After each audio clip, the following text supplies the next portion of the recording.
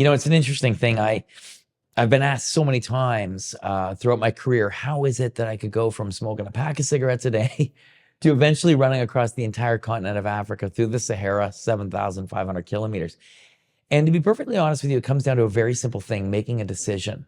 I decided that I was no longer satisfied with where my life was, where it wasn't going, the lack of passion and drive that I had in my life. I just really couldn't define who I was and what I was doing. And so something had to change.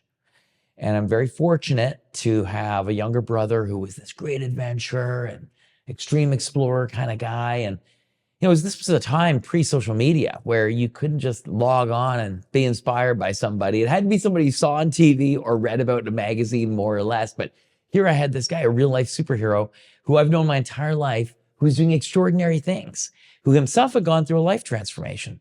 And I thought to myself, wow, if I could feel a little bit, baby finger size, of how he feels in his entire body, I think my life would be different. So it sounds simple, but it started with the first step. It started with making and committing to a decision that I was no longer going to live my life the way I was, and that I wanted something different.